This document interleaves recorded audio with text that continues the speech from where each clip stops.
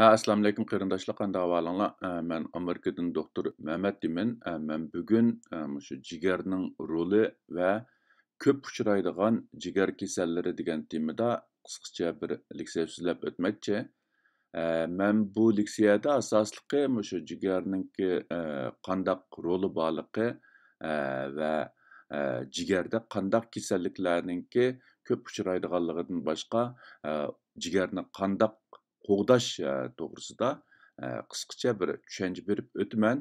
Hammamiz bilgandek bu jigar nihoyatda muhim a'zo bo'lib, uni yaxshi asrash, yaxshi qo'g'dash bizningki sog'lom va uzun umr ko'rishimizda nihoyatda muhim. Tövəndə diqqətinizlər bu leksiyanınki təfsilatı bo'lsin. Jigar hazm qilish sistemasininki bir qismi bo'lib, u qo'saqninki o'ng tarafidagi qovurg'a ostiga joylashgan. Jigar yemakliklarni hazm qilish va badandagi har xil zaharlik moddalarni tozalashda nihoyatda muhim rol o'ynaydi. Balog'atga yetgan sog'lom insonninki jigarning ig'irligi taxminan 1,5 kilogram atrofida bo'lib, o'ng va sol qanotdan tarkib topgan. Hammamiz qo'y yoki kalaninki jigarni ko'rib baqqan. Odamning jigarninki rangimi shuning bilan o'xshash bo'lib, bu bizningki hayotimizda nihoyatda muhim rol o'ynaydigan bir organ.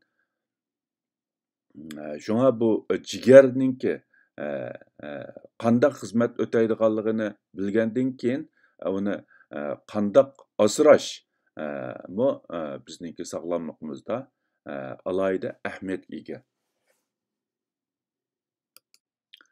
Undaqda bu jigarning roli zodi nima? Badanda jigar qandaq xizmatlarni o'taydi degan vaqtida birinchisi o't suyuqligini ishlab chiqardi. Jigar o't suyuqligini ishlab chiqarib, shu o't suyuqlik naychalari orqali uni o'tga yetkazib berdi. Ikkinchisi bilirubin, xolesterin va hormon ajratib chiqardi. Bular shu mayli badandagi hazm qilishda bo'lsin va boshqa xizmatlarda bo'lsin nihoyatda muhim rol o'ynaydigan moddalar. Uchinchisi may, oqsil va karbon suv birikmasini metabolizmga mas'ul. Ya'ni bu bizningki badanimiz qabul qilgan asosliq shu energiya manbasi bo'lgan may, oqsil va karbon suv birikmasi, ya'ni shakarning metabolizmini shu jigar ilib bordi. To'rtinchisi har xil enzimlarni aktivlashtirdi. Beshinchisi glikogen, vitamin va mineral moddalarni saqlaydi. Oltinchisi har xil dorilarni parchalaydi. Yettinchisi qondagi zaharlik moddalarni tozalash va qonni pokizlash xizmatini o'taydi. Sakkizinchisi qon oqsili, qon uyushtirish faktori qatorliq qon plazma oqsilni biriktirdi.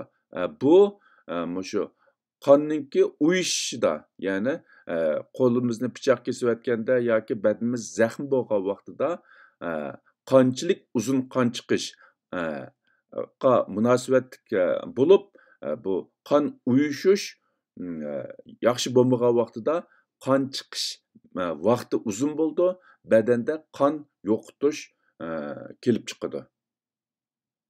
To'qqizinchisi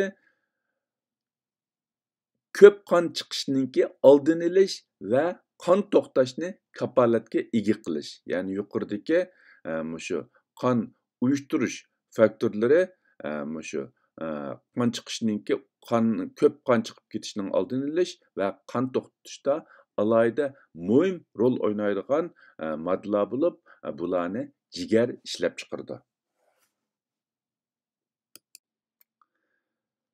Jigarni yaxshi saqlash, yaxshi asrash uchun biz oldi bilan bu jigarga qandaq omillar ziyonli ekanligini, ya'ni jigarga ziyonliq omillarni bilib chiqishimiz kerak. Jigarga qandaq omillar ziyonliq, eng ziyonliq degan vaqtida birinchisi virus bo'libmi har xil jigar yallig'ini keltirib chiqaradigan viruslar. İkincisi, her xil ispirtliq ichimliklar, ya'ni aroq, pivo degandeklar. Üçüncüsü, may bo'libmi qurilmasi o'zgartirilgan may, ya'ni trans fat deydi inglizchada. Bu qurilmasi, tuzilish qurilmasi o'zgartirilgan maylar yoki sun'iy maylar. To'rtinchisi, haddidan ziyoda semizlik va yuqori xolesteron. Beshinchisi diabet kasali. Oltinchisi har xil ximiyalik moddalar va dorilar. Bu yerda alohida ta'kidlab o'tishga tegishli bir masala, ya'ni ba'zilarimiz sog'lomligimizni yaxshi saqlaymiz deb shu ko'plab har xil dorilarni ishlatishimiz mumkin. Amaliyotda bu dorilar jigarga ziyonli bo'lib, shunga dori ishlatgan vaqtida amal bor, zarur bo'lsa ishlatishimiz kerak, zarur bo'lmagan dorilarni ishlatmasligimiz kerak. Chunki bu yer dorilar shu jigarni zaxmlashda, zaxm qilishda belgilik rol o'ynaydigan bo'lib, bu dorini qancha ko'p yesak, salomatligimizga shuncha yaxshi deganlik bo'lmaydi. Bo'libmi bu jigarning xizmat yukini ig'irlashtirib, jigarga ziyon selishi mumkin. Yettinchisi, har xil zaharlik chekimliklar. Bularmi shu ximiyalik dorilarga o'xshash jigarning xizmat yukini yuqori ko'tarib, jigarga alohida ziyon keltiradigan moddalar hisoblanadi. Mana bular shu jigarga ziyonli omillar bo'lib, bizningki bularni bilishimiz jigarni asrashda nihoyatda muhim ahamiyatga ega. Undaqda bu jigarda ko'p uchraydigan kasalliklar, qaysi kasalliklar degan vaqtida birinchisi har xil jigar yallig'i, ya'ni A tipliq, B tipliq, C tipliq, D tipliq, E tipliq degandekidek shu har xil jigar yallig'ini keltirib chiqaradigan virusning yuqumlanishdan kelib chiqqan har xil jigar yallig'i. Ikkinchisi immunit xarakterlik jigar yallig'i. Ya'ni buni autoimmune hepatitis deydi İngilizce. Bu immunit xarakterlik jigar yallig'i. Üçüncüsü mayliq jigar yoki jigarni may qaplash. To'rtinchisi jigar qetib olish. Beshinchisi jigar raki. Oltinchisi jigar qopliq qurut kasali. Bu bizningki vatandagi chorvachilik rayonlarda eng ko'p uchraydigan kasallik, ammo g'arb davlatlarida uncha ko'p uchirmaydi. Bizning shu chorvachilik rayonlarida bak ko'p uchirganlik uchun men buni alohida ta'kidlab o'tdim. Yettinchisi jigar zaiflashish. Ya'ni jigar zaiflashgan vaqtida odamningki hayotiga tahdid elib keldi. Bu xil ahvolda birdan bir hayotni saqlab qolishning birdan bir usuli jigar almashtirish. Jigar zaiflashgan vaqtida odam uzun qolmay o'lib ketishi mumkin. Hayotlikni saqlab qolish uchun birdan bir usul jigar almashtirishga to'g'ri keldi. Undaqda bu jigar kasallarida qandaq kasallik alomatlar bo'ldi degan vaqtida albatta konkret o'xshamagan jigar kasallarida o'xshamagan kasal alomatlari bo'lishi mumkin, lekin umuman qilib aytgan vaqtida jigarda bo'ladigan har xil kasalliklarda tuvandagidek universal kasal alomatlari bo'lishi mumkin. Birincisi seriqliq.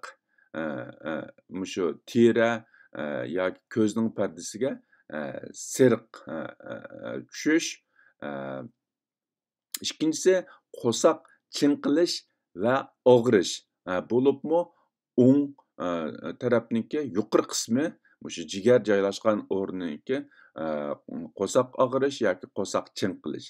Uchinchisi badan oson zaxmlanish, oson qanash. Ya'ni men yuqorida deb o'tgandagidek jigarniki muhim rolning birisi mushu qon to'xtatishda muhim rol o'ynaydigan moddalarni ishlab chiqaradigan bo'lib, agar jigar xizmatini yaxshi o'tayolmagan vaqtida bu qon to'xtatishda muhim bo'lgan moddalar yetarlik ishlab chiqarilmaydi. Shunglashqa badan oson zaxmlangan vaqtida qon chiqish yoki qon to'xtamaslik kelib chiqishi mumkin. To'rtinchisi suduk yoki cho'ng taratning rangidagi o'zgarish. Beshinchisi horg'inlik va mag'dursizlik his qilish. Oltinchisi ko'ngli aynish yoki qusqisi kelish. Yettinchisi yemak yegisi kelmaslik, ishtahasi tutilish. Sakkizinchisi qo'l put ishib qilish. Ya'ni bu jigarninki xizmat ichida shu oqsillarni biriktirib chiqish nihoyatda muhim bo'lib, agar jigar yetarli oqsil ishlab chiqaramagan vaqtida bu qo'l putlarda suluq ishiqliq bo'lishi mumkin.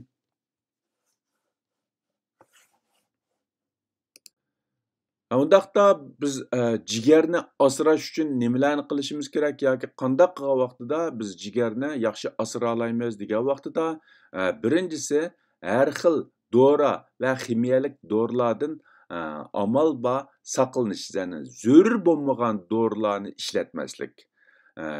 Ikkinchisi aroq qatorliq spirtli ichimliklarni kontrol qilish yoki ularni ichmaslik. Uchinchisi sağlam ozuqlanish. Bak semirib ketishning oldini olish, badan ig'irligini yaxshi kontrol qilish. To'rtinchisi davomliq badan chiniqib turib, badan ig'irligini normal kontrol qilib turish.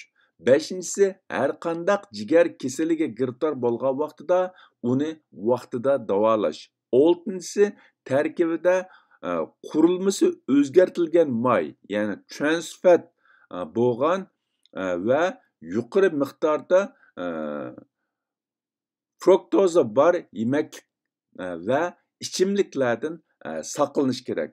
Bular shu jigarga zaxmi qiladigan modda bor yemakliklar bo'lib, bularni iste'mol qilishdan saqlanish kerak. Albatta, biz yashayotgan bu dünya iqtisodni asos qilgan bir dunyo bo'lganligi uchun bozorlarda har xil yemak ichmaklar setilishi mumkin. Ularning ichida ba'zilarida bizga ziyonli moddalar aralashib ketgan bo'lishi mumkin. Shunglashqa nimaning foydali, nimaning ziyonli, nimani iste'mol qilish, nimani iste'mol qilmaslikni yaxshi bilishimiz bizningki sog'lomligimiz uchun bakla muhim. Bugungi bu jigarning roli va jigarda ko'p uchraydigan kasalliklar to'g'risidagi qisqa leksiyani mishada oxirlashtirmoqchi. Hammanglarning diqqat berganinglarga ko'pdan ko'p rahmat. Hammamizning tini salomat bo'lsin. Ko'rishguncha omon bo'linglar. Xayr xo'sh, Xudoga omonat.